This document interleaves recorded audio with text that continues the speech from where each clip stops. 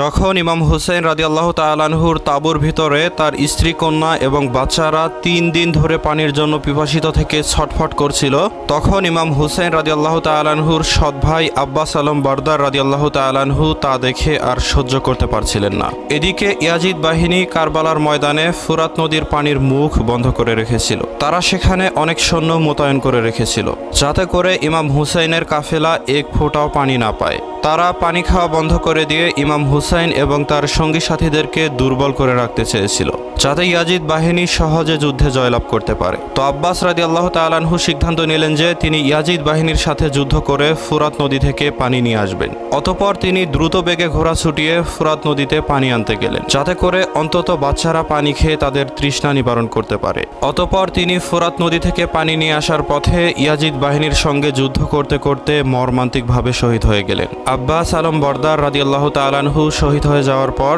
ইমাম হুসাইন রাদিয়াল্লাহু তাআলা আনহু আর কোনো উপায় না পেয়ে তার 6 মাসের পুত্র আলী আসগরকে কারবালার ময়দানে নিয়ে আসলো। এটা দেখে ইয়াজিদ সৈন্যরা হাসতে শুরু করলো। তারা ভাবলো যে সম্ভবত ইমাম হুসাইন হাতে পবিত্র কোরআন শরীফ নিয়ে এসেছে, যাতে তাদেরকে আল্লাহর বাণী শুনিয়ে ভরকে দিতে পারে। তো একটু পর ইমাম হুসাইন রাদিয়াল্লাহু তাআলা আনহু তার চাদরের মধ্য থেকে সযত্নে লুকিয়ে রাখা তার আদরের পুত্র আলী আসগরকে সকলের সামনে প্রকাশ করলো, আর 2 হাত উঁচু করে আলী আসগরকে ইয়াজিদ সেনাবাহিনীর সামনে তুলে ধরলো এবং চিৎকার করে ইয়াজিদ বাহিনীকে বলল, হে আমার নানার উম্মতেরা, এই হলো আমার 6 মাসের শিশু আলী আসগর। তোমাদের যুদ্ধ হলো আমার সাথে, তোমাদের শত্রুতা হচ্ছে আমার সাথে, কিন্তু এই 6 মাসের নিষ্পাপ শিশুটি তোমাদের সাথে কি করেছে? 3 দিন ধরে তৃষ্ণার্ত থাকার কারণে তার মায়ের দুধ শুকিয়ে গেছে। তাকে তোমরা একটু পানি খেতে দাও, সে পানির জন্য অনেক ছটফট করছে, হয়তো পানি খেলে সে একটু স্বস্তি পাবে। শয়তান ইয়াজিদ বাহিনীর সৈন্যরা তখন হাসতে শুরু করলো এবং মজা নিয়ে তাচ্ছিল্য করে বলল,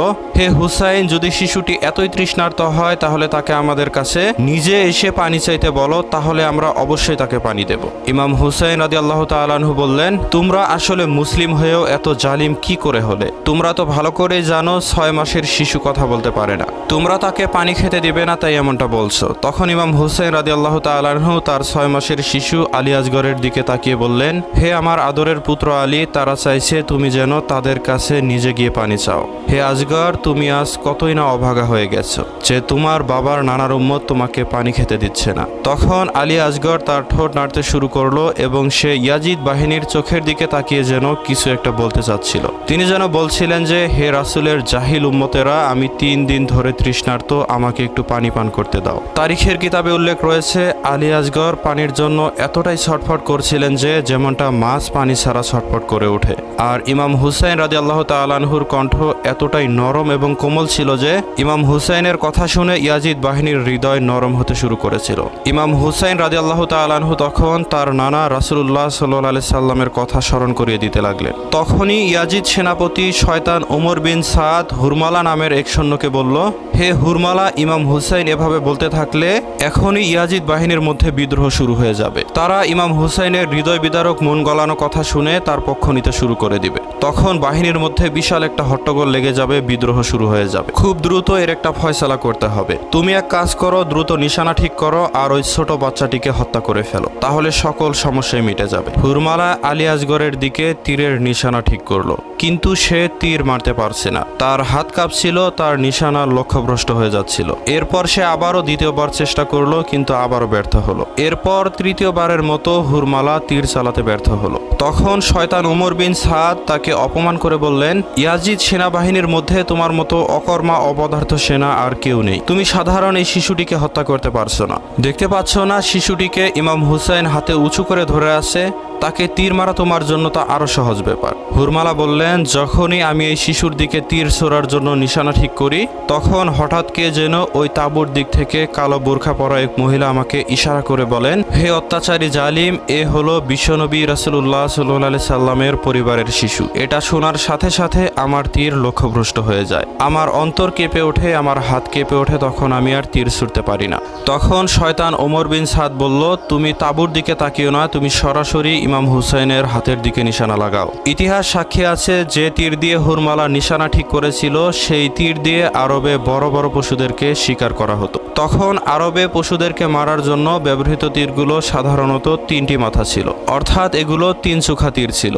সেই তীরগুলো আবার ওজনে অনেক ভারী ছিল। যখন হুরমালা 6 মাসের শিশু আলী আসগরের দিকে নিশানা করে তীর নিক্ষেপ করেন, এই তীরটি এত পরিমাণে ভারী ছিল যে আলী আসগরের কলিজা চিরে তীরটি ইমাম হুসেন রাদিয়াল্লাহু তাআলা আনহুর বাহুতে গিয়ে লাগে এবং ইমাম হুসাইনের পবিত্র দেহ থেকেও রক্ত ঝরতে শুরু করে। ইমাম হুসাইন রাদিয়াল্লাহু তাআলা আনহু চিৎকার করে আকাশের দিকে তাকান। 6 মাসের শিশু আলী আসগরের সেই পবিত্র রক্ত আকাশের দিকে ফিনকি দিয়ে ছুটতে থাকে। ইমাম হুসেন রাদিয়াল্লাহু তাআলা আনহুর পুত্র আলী আসগর সাথে সাথেই শহীদ হয়ে যান। রক্ত ফিনকি দিয়ে আকাশ থেকে জমিনে পড়তে শুরু করে। একটু আগেই পানির জন্য ছটফট করা আলী আসগর একেবারে নীরব নিস্তব্ধ হয়ে যায়। মনে হচ্ছে যেন মন ভরে পানি পান করে সারা জীবনের জন্য ঘুমিয়ে গেছে। ইমাম হুসেন রাদিয়াল্লাহু তাআলা আনহু আকাশের দিকে তাকিয়ে আল্লাহ তাআলার কাছে আরজ করতে লাগলেন, হে আল্লাহ রব্বুল আলামিন, আমার 6 মাসের শিশু আলী আসগরকে তাদের কাছে পানি পান করানোর জন্য এনেছিলাম। তারা আমার ছেলেকে জনমের মতো পানি পান করিয়ে দিল। কিন্তু হে আল্লাহ রব্বুল আলামিন, আমি আপনার উপর কোনো অভিযোগ করব না। আপনি আমাকে ধৈর্য ধারণ করার তৌফিক দান করে দিন।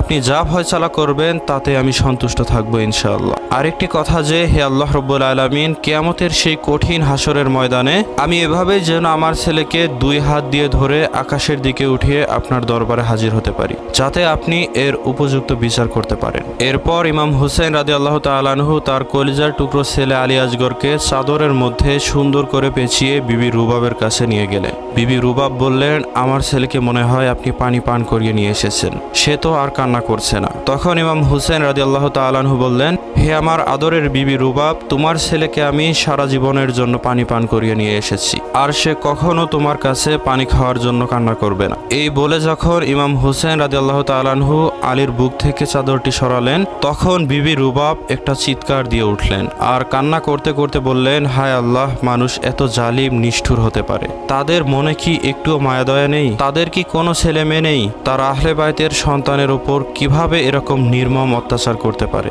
তখন ইমাম হুসাইন রাদিয়াল্লাহু তাআলা আনহু বিবি রুবাবকে সান্ত্বনা দিয়ে বললেন, আমাদের এই সন্তানের আত্মত্যাগ সারা বিশ্ব কিয়ামত পর্যন্ত স্মরণ করবে। হে রুবাব, আমাদের শাহাদাতের পর হয়তো আমাদের দেহকে পদদলিত করা হবে, আমাদের মাথাকে হয়তো কেটে ফেলা হবে, আমাদের লাশগুলোকে হয়তো বিকৃত করে ফেলা হবে। তাই আমি চাই না যে এই নিষ্পাপ শিশুর দেহ অপবিত্র হোক। তাই তুমি তাঁবুর পিছনে আমার পুত্রের জন্য একটি কবর তৈরি করো। এরপর ইমাম হুসেন রাদিয়াল্লাহু তাআলা আনহু এবং বিবি রুবাব গোপনে তাঁবুর পিছনে গিয়ে নিজের কলিজার টুকরো পুত্র আলী আসগরের জন্য কবর খোঁড়া শুরু করলো। এরপর 6 মাসের শিশু আলী আসগরকে সেখানে দাফন করে দেয়া হলো। তারিখের কিতাবে লেখা আছে, ইমাম হুসেন রাদিয়াল্লাহু তাআলা আনহু এবং তার সমস্ত সাথীদের শাহাদতের পর তখন জালিম শয়তান ইয়াজিদ বাহিনীর লোকেরা বলছিল যে, ইমাম হুসাইনের 6 মাসের শিশু আলী আসগরকে তো দেখতে পাচ্ছি না, যাকে হুসাইন পানি খাওয়ানোর জন্য ময়দানে নিয়ে এসেছিল।